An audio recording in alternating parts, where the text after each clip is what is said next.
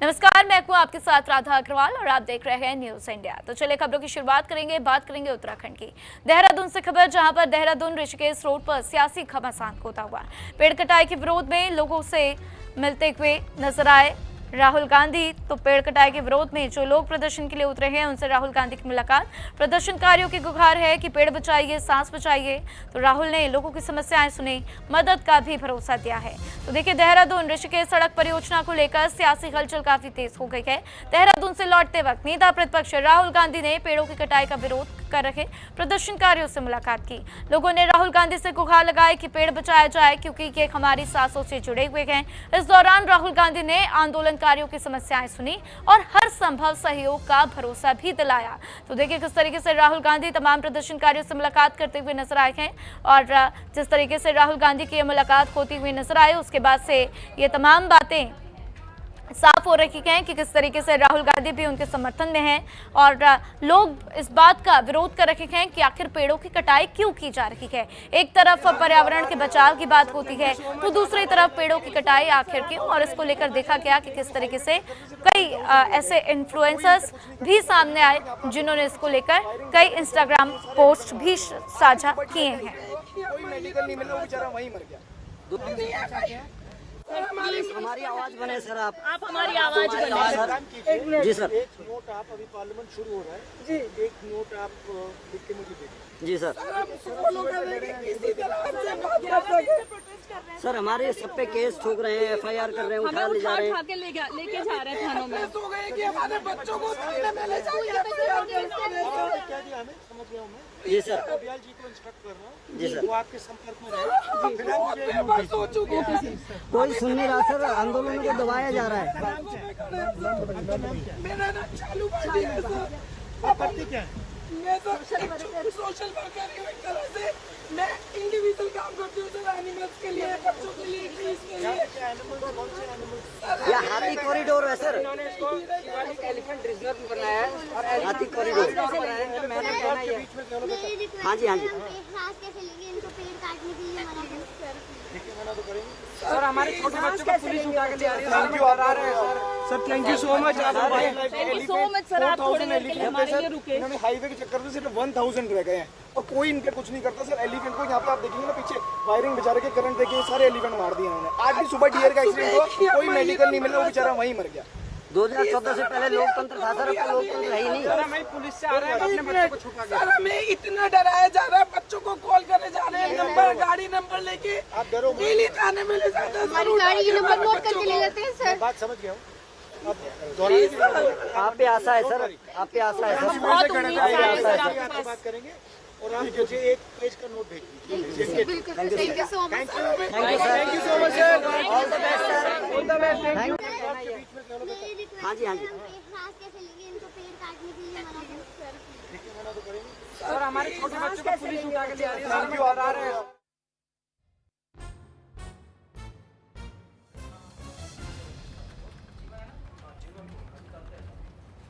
और इसी मामले पर आपको बता दें कि सीएम पुष्कर सिंह धामी ने बड़ा फैसला लिया। देहरादून ऋषिकेश 4x6 लेन पर पेड़ों की कटाई रोक दी गई है और सीएम पुष्कर सिंह धामी ने ये निर्देश दिए हैं कि पेड़ों की कटाई रोक दी जाए। तो पर्यावरण और जन भावनाओं पर जोर दिया गया। तो देखिए किस तरीके से देहरादून ऋषिकेश 4 और 6 लेन परियोजना को लेकर मुख्यमंत्री पुष्कर सिंह धामी ने ये बड़ा फैसला दिया है। स्थानीय लोगों और पर्यावरण प्रेमियों की आपत्ति को देखते हुए फिलहाल पेड़ों की कटाई पर रोक लगाने के निर्देश दे दिए गए। एक्स पर उनकी तरफ से ये पोस्ट किया गया जिसमें उन्होंने ये तमाम बातें लिखी गई। तो मुख्यमंत्री ने कहा है कि विकास के साथ जन भावनाओं, पर्यावरण और स्थानीय हितों का पूरा सम्मान किया जाएगा और सभी पक्षों से सहमति बनने के बाद ही परियोजना पर आगे फैसला लिया जाएगा। तो देखिए जिस तरीके से पेड़ों की कटाई की जा रही थी उसको लेकर अब सीएम पुष्कर सिंह धामी की तरफ से पेड़ों की कटाई पर रोक लगा दिया गया और उनकी तरफ से भी इस पर चिंता व्यक्त की गई है।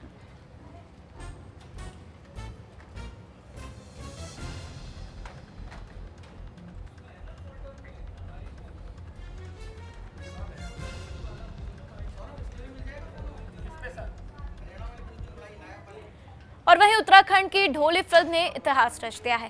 पहली बार गढ़वाली फिल्म ने नेशनल अवार्ड जीत लिया है।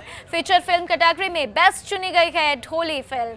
तो सीएम धामी ने फिल्म की टीम को बधाई दी है। तो देखिए, ऐसे में ये बड़ी उपलब्धि हासिल होती हुई उत्तराखंड के लिए गर्व का पल है, क्योंकि राज्य की पहली ढोली फिल्म ने 72वें राष्ट्रीय फिल्म पुरस्कार में बड़ी उपलब्धि हासिल की। फिल्म को फीचर फिल्म श्रेणी में सर्वश्रेष्ठ गढ़वाली फिल्म के लिए सिल्वर लोटस अवार्ड से सम्मानित किया गया। मुख्यमंत्री पुष्कर सिंह धामी ने इस सफलता पर फिल्म की पूरी टीम को खास बधाई दी है। सीएम ने कहा कि ये उत्तराखंडी सिनेमा और राज्य की समृद्ध संस्कृति के लिए ऐतिहासिक उपलब्धि है।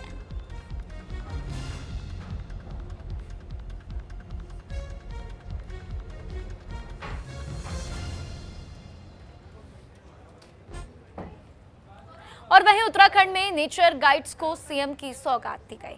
नेचर गाइड्स को सीएम धामी ने प्रमाण पत्र बांटे हैं। तो आपको बता दें कि फाटो जोन के लिए 180 गाइड्स को ट्रेनिंग सम्मान मिला है। आत्मनिर्भर उत्तराखंड की ओर ये बड़ा कदम सीएम की तरफ से कहा गया। तो देखिए किस तरीके से आत्मनिर्भर भारत बनाने की बात की जाती है, आत्मनिर्भर भारत की बात होती है, पीएम मोदी इसका संदेश देते हैं। तो ऐसे में आत्मनिर्भर उत्तराखंड की भी बात होती है। पुष्कर सिंह धामी लगातार इस पर जोर देते हुए नजर आते हैं और इसी दिशा में एक महत्वपूर्ण कदम उन्होंने बताया कि नेचर गाइड्स को किस तरीके से वहां पर सम्मानित किया गया है और ये एक बड़ा कदम मुख्यमंत्री की तरफ से। तो उत्तराखंड में रोजगार और पर्यटन को बढ़ावा देने की दिशा में सरकार ने एक और महत्वपूर्ण कदम उठाया है। मुख्यमंत्री पुष्कर सिंह धामी ने देहरादून में सेवा पखवाड़ा के तहत नेचर गाइड्स को रोजगार प्रशिक्षण प्रमाण पत्र वितरित किए। तराई वेस्ट फॉरेस्ट डिवीजन के फाटो जोन में 180 पुरुष और महिला नेचर गाइड्स को प्रशिक्षण पूरा करने पर सम्मानित किया गया। सीएम ने कहा कि ये प्रमाण पत्र सिर्फ रोजगार का साधन नहीं, बल्कि आत्मनिर्भर उत्तराखंड की दिशा में एक महत्वपूर्ण कदम है। तो देखिए किस तरीके से ये बड़ी उपलब्धि नेचर गाइड्स के लिए कि उनको पुष्कर सिंह धामी की तरफ से सम्मानित किया गया है।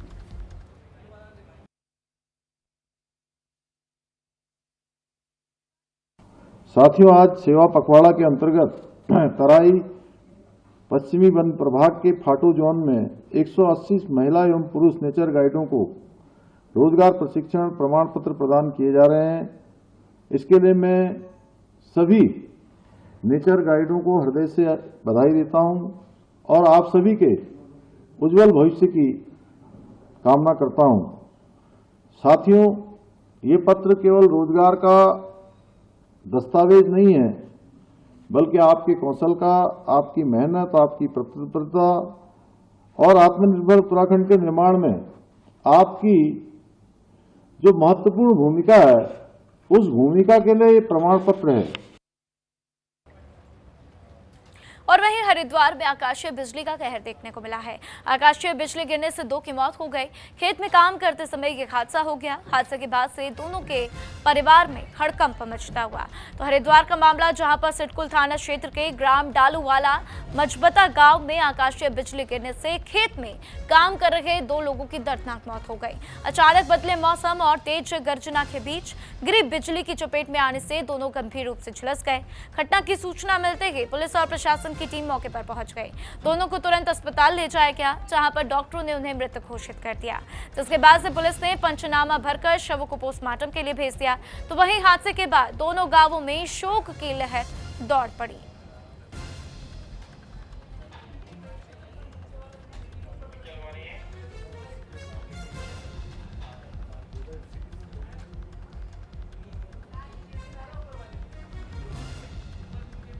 तो देखिए किस तरीके से आकाशीय बिजली गिरने से 2 लोगों की मौत की जानकारी सामने आते हुए खेत में काम कर रहे थे और उसी दौरान ये हादसा हो गया। तो दोनों लोगों के परिवार में इस वक्त मातम पसरा हुआ। हरिद्वार की जानकारी, जहां पर आकाशीय बिजली का कहर देखने को मिला है। तो देखिए हरिद्वार में आकाशीय बिजली का कहर, क्योंकि इस वक्त जिस तरीके से वहां पर बिजली गिरी, उसके बाद से 2 लोग इस हादसे का शिकार होते हुए, क्या कुछ घर में लोगों की स्थिति है आप देख पा रहे, किस तरीके से मातम पसरा हुआ नजर आ रहा, किस तरीके से वहां पर लोग जो हैं वो बेहद परेशान नजर आते हुए। तो हादसे के बाद दोनों के परिवार में हड़कंप मचता हुआ। आकाशीय बिजली गिरने से 2 लोगों की मौत की जानकारी सामने आती हुई। इस खबर पर ज्यादा जानकारी के लिए प्रवेश राय हमारे साथ हरिद्वार से जुड़ चुके हैं, सीधा उनका रुख करते हैं। प्रवेश, इस वक्त क्या कुछ स्थिति है, परिवार वालों का क्या कुछ कहना है और क्या कुछ उस समय वहां पर हालात थे जब यह हादसा हुआ?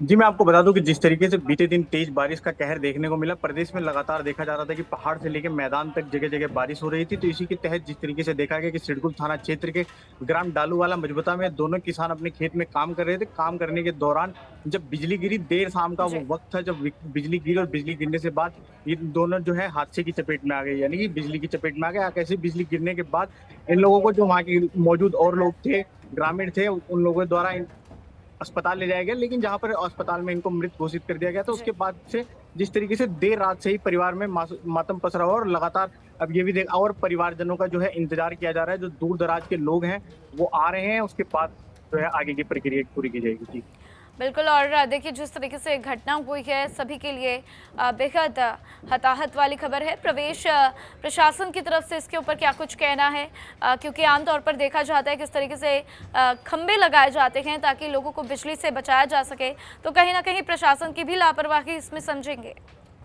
जी बिल्कुल, ऐसा कहना गलत नहीं होगा कि जो प्रशासन की है वो लापरवाही निकलकर सामने आई, क्योंकि जिस तरीके से देखा जाता है कि जब बिजली का कोई भी रौद्र रूप हो या फिर बिजली जब भी गिरती है तो ये देखा जाता है कि जो खेत होते हैं या फिर जो खलियान, जो खाली मैदान होते हैं, वहाँ पे कहीं ना कहीं खंभे गड़े होते हैं, जिस वजह से जो आकाशीय बिजली गिरती है उनके माध्यम से धरती में समा जाती है। तो लेकिन जिस प्रकार से देखा गया, कल बिजली गिरी, उसके बाद सूचना पर मौके पर तुरंत जो है तहसीलदार, पटवारी और आपदा प्रबंधन की जो अधिकारी हैं वो लगातार मौके पर पहुंचे, जो है आपदा राहत देने की भी बात कही गई। अब देखना होगा कि सिर्फ बातें कही गई हैं या फिर मौके पर जो है आने वाले वक्त में इनको जो मदद है वो दी जाएगी। अब ये तो आने वाला वक्त ही बताएगा, लेकिन जिस प्रकार से ये बीते दिन हादसा हुआ, काफी दुखद हादसा हुआ है और ग्राम में लगातार जिस तरीके से मातम का माहौल है। जी बिल्कुल प्रवेश, और आगे भी हम आपसे जानकारी लेते रहेंगे, आप हमारे साथ बने रहिएगा। और देखिए, बात हरिद्वार की। हरिद्वार में बारिश से सड़कों पर जलभराव की स्थिति, तेज बारिश के बाद लोगों की मुश्किलें काफी बढ़ चुकी हैं। तो देखिए किस तरीके से प्रशासन ने जल निकासी की कवायद शुरू कर दी है। बारिश को लेकर मौसम विभाग की तरफ से अलर्ट भी जारी किया गया। तो उत्तराखंड में बारिश का असर देखने को मिला, अब मैदानी इलाकों में भी असर देखा जा रहा है। हरिद्वार में तेज बारिश के बाद से कई सड़कों पर जलभराव की स्थिति देखने को मिली है और जिस तरीके से इस वक्त हालात हैं, उसके बाद से लोगों को सचेत किया गया है कि वो आने जाने पर भी रोक लगाएं, ध्यान रखें, अपना ख्याल रखें। अगर वो घरों से बाहर निकल रहे हैं तो एक बार मौसम का अलर्ट जरूर देख लें। तो वहीं प्रशासन ने जल निकासी व्यवस्था को दुरुस्त करने की कवायद तेज कर दी है। मौसम विभाग ने भी प्रदेश के कई हिस्सों में बारिश को लेकर अलर्ट जारी किया हुआ है। तो देखिए, हरिद्वार में इस वक्त क्या कुछ स्थिति आप देख रहे हैं, सड़कें भीगी हुई नजर आ रही हैं, बारिश होती हुई। लेकिन अगर हम पूरे उत्तराखंड की बात करें तो कुछ दिन पहले ही बादल फटने की खबरें जिस तरीके से सामने आए, उसने सभी को एक बार के लिए डरा दिया। और अब ऐसे में आगे भी उम्मीद है कि बादल फट सकते हैं, लोगों की परेशानियां बढ़ सकती हैं, भूस्खलन की स्थिति हो सकती है। पहले भी भूस्खलन की स्थिति हुई है, इसलिए आप कहीं भी जाइए तो एक बार ज़रूर देख लीजिए कि क्या कुछ अलर्ट है आईएमडी की तरफ से और क्या कहां पर स्थिति है, और उसके बाद ही घरों से बाहर निकलिए। तो देखिए किस तरीके से हरिद्वार में बारिश लोगों के लिए आफत बनती हुई नजर आ रही है। प्रवेश मेरे साथ बने हुए हैं, सीधा उनका रुख करेंगे। प्रवेश, इस वक्त हम देख रहे हैं किस तरीके से बारिश जो है लोगों को परेशान करती हुई, लेकिन फिलहाल हरिद्वार की क्या स्थिति, क्या इस वक्त भी बारिश हो रही है या फिर लोगों को राहत? जिस तरीके से बात की जाए, बीते दिन से लगातार ही पहाड़ से लेकर मैदान तक बारिश का कहर जारी है। पहाड़ में जगह जगह पे भूस्खलन भी हो रहे हैं। अभी थोड़ी देर पहले जिस तरीके से देखा गया था यमुनोत्री जो हाईवे था वो बंद तो हो गया था भूस्खलन के चलते, लेकिन थोड़ी देर बाद ही एनएच की टीमों ने उसको खोल दिया। लेकिन बात की जाए मैदान की, तो हरिद्वार में जगह जगह शहर से लेकर ग्रामीण तक जगह जो है जो जलभराव की है वो स्थिति पैदा हो चुकी है। जो किसान हैं वो भी अब मायूस नजर आ रहे हैं। पहले कहीं ना कहीं किसान जो बारिश को लेकर के कयास जता रहे थे, उम्मीद कर रहे थे कि बारिश पड़ेगी तो जो है किसान फसलें हैं उनको वो फसलें ठीक होंगी, लेकिन ये देखा जा रहा है कि जब ज्यादा पानी होने की वजह से फसलों में पानी भर गया तो अब कहीं ना कहीं जो किसान है वो मायूस नजर आ रहे हैं। लेकिन अभी की बात की जाए तो जिस प्रकार से मौसम विभाग की ओर से लगातार मैसेज आ रहा है, अलर्ट आ रहा है, लेकिन अभी फिलहाल जो है बारिश बंद है। देर रात बारिश हुई, उसके बाद अभी जो है जलभराव की स्थिति जो है चौराहों पर बनी हुई है, लेकिन प्रशासनिक टीमें भी लगी हुई हैं खाली कराने के लिए। जी बिल्कुल प्रवेश, और ऐसे में उम्मीद की जा रही है कि लोगों को इससे राहत मिल पाए जल्दी से जल्दी। लेकिन इसी बीच प्रवेश, आपसे जानना चाहेंगे कि केदारनाथ यात्रा को लेकर क्या कुछ अपडेट है? क्या ये अभी भी केदारनाथ यात्रा जो है जिस तरीके से रोकी गई थी अभी भी रुकी हुई है, या फिर इसको लेकर कुछ नोटिफिकेशन आता हुआ? जी बिल्कुल राधा, जिस तरीके से बीते दिन सुबह ही जो है भारी भूस्खलन के चलते जो है यात्रा स्थगित कर दी गई थी और लगातार वहां पे भूस्खलन हो रहा था। देर रात भी वहां पर ज्यादा भारी मात्रा में भूस्खलन हुआ है, जिस वजह से अभी जो यात्रा स्थगित कर दी गई है। अभी यमुनोत्री की है और गंगोत्री की यात्रा खुली हुई है, लेकिन जिस प्रकार से मौसम विभाग की बात की जाए या फिर जिला प्रशासन की बात की जाए, हर वो विभाग जो इनसे संबंधित है वो लगातार जो है टूरिस्ट से यही अपील कर रहा है कि जब भी उत्तराखंड की ओर रुख करें तो एक बार मौसम का हाल जरूर जान लें, क्योंकि जिस तरीके से देखा जाता रहा है पिछले वर्ष भी कहीं ना कहीं ये देखा गया था कि जो आसमानी आफत थी उसका कहर इतना ज्यादा था कि जो है राज्य को काफी ज्यादा हानि देखने को मिली थी। लेकिन अब देखना होगा कि अभी जो है मौसम की शुरुआत हुई है, जो मौसम की मार है वो कहीं ना कहीं थोड़ी बहुत देखने को मिल रही है, लेकिन अब देखना होगा कि आगे आने वाले समय में किस प्रकार से मौसम जो है अपना रंग दिखाएगा। बिल्कुल प्रवेश, देखिए मौसम तो अपना रंग दिखाएगा, लेकिन इसी बीच जो विकास के दावे किए जा रखे गए उसकी भी पोल खुलती हुई नजर आ रही है, क्योंकि देखिए सड़कों पर गड्ढे हो रखे गए और ऐसे में जल भराव की स्थिति भी उत्पन्न हो गई है। तो क्या प्रशासन की तरफ से इसके ऊपर कोई सफाई दी गई है? जी बिल्कुल, कहीं बात पूरे हरिद्वार की नहीं, कहीं ना कहीं पूरे उत्तराखंड की बात की जाए। जिस तरीके से देखा जा रहा था कि बारिश में जो सीएम धामी की ओर से पहले ही बयान आया था कि नवंबर से पहले जो है सारी सड़कें गड्ढा मुक्त कर ली जाए, लेकिन अब देखा जा रहा है कि जो सड़कें गड्ढा मुक्त कर ली गई थी वो उन सड़कों में दोबारा गड्ढा हो गया। तो कहीं ना कहीं जो लापरवाही है, सिस्टम की लापरवाही है, वो निकल कर सामने आ रही है। लेकिन जिस प्रकार से लगातार हाईवे की बात की जाए या फिर एक्सप्रेस वे की बात की जाए, हर जगह जहाँ पे भी सड़कों का काम चल रहा है या फिर जो सड़कें बनकर तैयार हो चुके हैं, हर जगह कहीं ना कहीं प्रशासनिक लापरवाही, सिस्टम की लापरवाही जो है देखने को मिल रही है। और ठेकेदार से ऐसी ना जाने कौन सी सिस्टम की ऐसी बुनियादें हैं जो कि ऐसे लोगों पर कार्रवाई भी नहीं करते हैं। जी बिल्कुल प्रवेश, और ऐसे में अब देखना होगा कि जिस तरीके से विकास के दावों की पोल खुल रही है, प्रशासन क्या कुछ सफाई देता हुआ नजर आता है। तमाम जानकारियों के लिए आपका बहुत बहुत शुक्रिया। और वहीं देखिए उधम सिंह नगर के बाजपुर से एक बेहद सनसनीखेज घटना सामने आई, जहां दिल्ली से एक युवक को नशा मुक्ति केंद्र ले जाने पहुंची टीम पर युवक ने तलवार से हमला कर दिया। इस हमले में टीम के एक सदस्य की मौके पर मौत हो गई। घटना के बाद पूरे इलाके में हड़कंप मच गया। सूचना मिलते ही पुलिस मौके पर पहुंच गई तो शव को कब्जे में लेकर पोस्टमार्टम के लिए भी भेजा गया और आरोपी को गिरफ्तार कर उसके खिलाफ हत्या का मुकदमा भी दर्ज कर लिया गया। तो फिलहाल पुलिस इस पूरे मामले की जाँच में जुटी हुई है।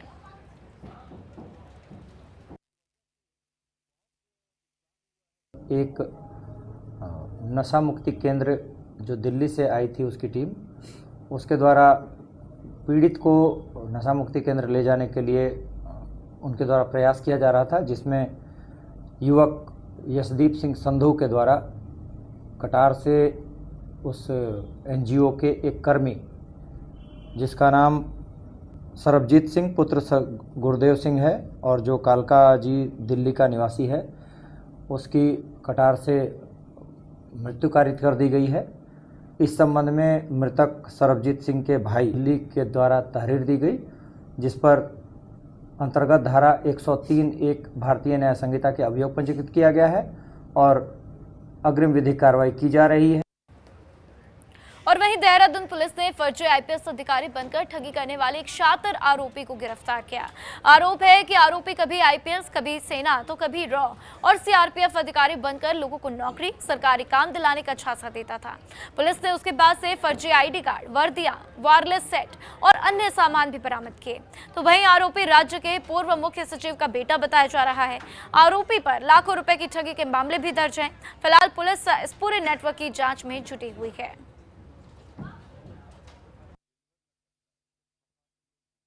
उनके द्वारा एफआईआर दी गई। इसमें हमारे द्वारा जो है मुकदमा पंजीकृत किया गया और इसमें आगे की विवेचना तत्काल रूप से इसमें प्रारंभ की गई। पहले इसमें मुकदमा 420 धारा में हुआ, लेकिन जैसे जैसे साक्ष्य एकत्रित की गई तो इसमें 467-68 जो कि अब नई धारा जो है 338 हो गई है, 340(2) हो गई है, उसमें मुकदमा ये पंजीकृत कर लिया गया था। इसके अलावा एक और एप्लीकेशन एक डॉक्टर साहिबा हैं जो कि कैनाल रोड की रहने वाली हैं, उनके द्वारा एक और एप्लीकेशन यशवर्धन के द्वारा धोखाधड़ी के संबंध में दी गई, जिसमें इनके द्वारा बताया गया कि वो एक पीएचडी स्कॉलर हैं और वो यशवर्धन के संपर्क में आई। जब उनको ठगी का एहसास हुआ तो उनके द्वारा एप्लीकेशन दी गई, जिसमें हमारे द्वारा ये अभियोग पंजीकृत किया गया। और वहीं उत्तराखंड उत्तराखंड की महत्वाकांक्षी लखवाड़ बहुउद्देशीय जल विद्युत परियोजना को लेकर सरकार ने रफ्तार बढ़ा दी है। जहां विकास नगर मुख्य सचिव आनंद वर्धन ने परियोजना स्थल का निरीक्षण कर निर्माण कार्यों की समीक्षा की और गुणवत्ता, सुरक्षा तथा तय समय सीमा में काम पूरा करने के निर्देश दिए। तो करीब 5,747 करोड़ रुपए की इस परियोजना से 300 मेगावाट बिजली उत्पादन के साथ सिंचाई, पेयजल और बाढ़ नियंत्रण में भी बड़ा लाभ मिलने की उम्मीद है।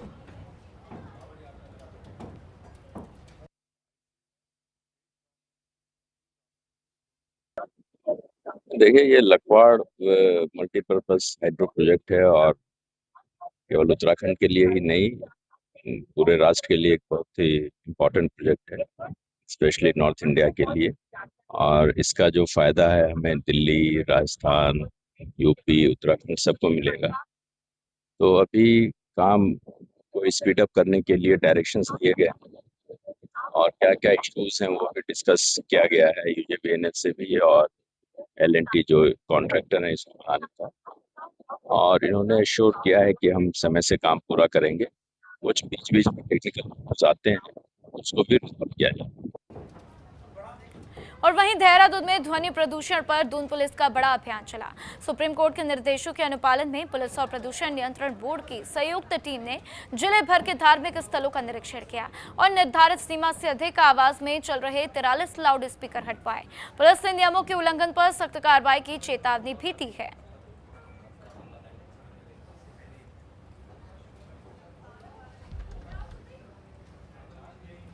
और वहीं कालाढूंगी में पेयजल संकट को लेकर स्थानीय लोगों का आक्रोश सामने आया। जहां नगर पालिका के वार्ड 2, 3 और 4 के लोगों ने उप जिला अधिकारी को ज्ञापन सौंपकर पेयजल आपूर्ति सुचारू करने की मांग की। शिकायत है कि पानी की टंकी की मोटर बार बार खराब होने से लोग नहर का पानी पीने को मजबूर हैं। प्रशासन ने जल्द समाधान का भरोसा दिया है।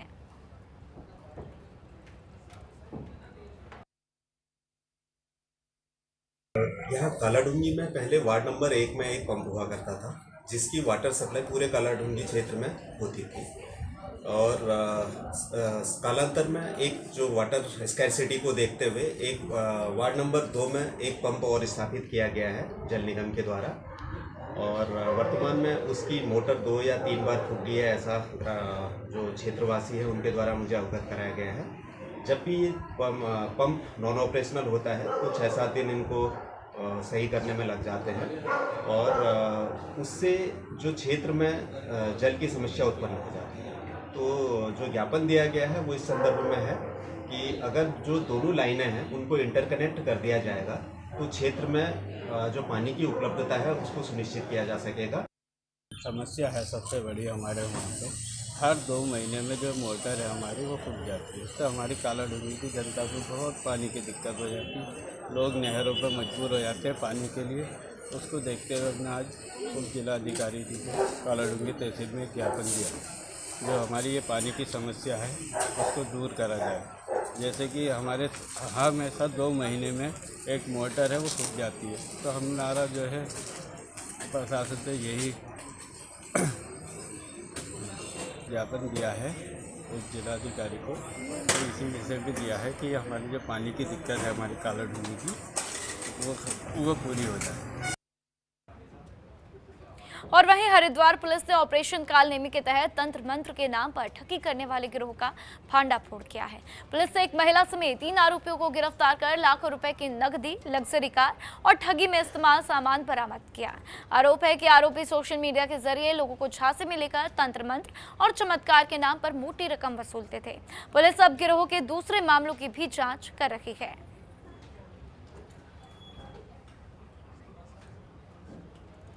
देहरादून में 7 मोड़ सड़क चौड़ीकरण परियोजना को लेकर पेड़ कटान के विवाद पर लोक निर्माण विभाग का पक्ष सामने आ चुका है।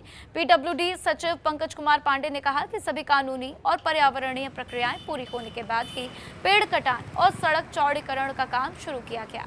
उन्होंने कहा कि परियोजना नियमों और न्यायालय के निर्देशों के अनुरूप आगे बढ़ाई जा रही है।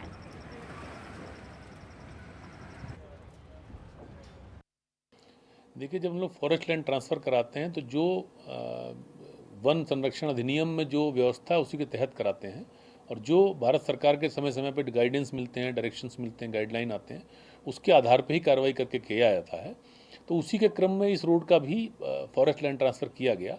फिर उसके बाद माननीय उच्च न्यायालय में मामला गया था, उसमें भी कुछ पेड़ों को लेके कुछ इश्यूज आए थे, तो हमने माननीय उच्च न्यायालय को भी सेटिस्फाई किया था और जो माननीय उच्च न्यायालय ने जो डायरेक्शन दिया था उसके हिसाब से ही कार्रवाई की जा रही है। तो पर्यावरण संरक्षण भी हम लोग की प्रायोरिटी है और सड़क भी जहाँ तक संभव हो पर्यावरण को बैलेंस करते हुए बनाना वो भी हमारी जिम्मेदारी में आता है। और वहीं काला ढूंगी की बौर नदी में पर्यटकों की लापरवाही कभी भी भारी पड़ सकती है। बारिश के बीच बड़ी संख्या में लोग बिना सुरक्षा इंतजाम के नदी में उतरकर नहाते और मौज मस्ती करते हुए नजर आ रहे हैं। प्रशासन ने मामले की गंभीरता को लेते हुए पुलिस और वन विभाग को कार्रवाई के निर्देश दिए। एसडीएम ने साफ कहा कि बिना अनुमति नदी में जाने वालों के खिलाफ चालानी कार्रवाई भी की जाएगी। बारे में हमें हमारे संज्ञान में भी आया था कि बाहरी जो पर्यटक हैं वो गौर नदी में बिना किसी अनुमति के वहाँ पे रोमांच के लिए, नहाने के लिए इत्यादि के लिए वहाँ पे जा रहे हैं, जो कि एक खतरे की जद में आने की संभावनाएं हैं। और गौर नदी का जलस्तर कभी भी अचानक से बढ़ता है, जिससे जो पर्यटक वहाँ पे नहा रहे हैं उनके लिए खतरा हो सकता है। उक्त के दृष्टिगत मेरे द्वारा एक आदेश जारी किया गया है। और फिलहाल इस बुलेटिन में इतना ही। खबरों का सिलसिला लगातार जारी है, देखते रहिए न्यूज़ इंडिया।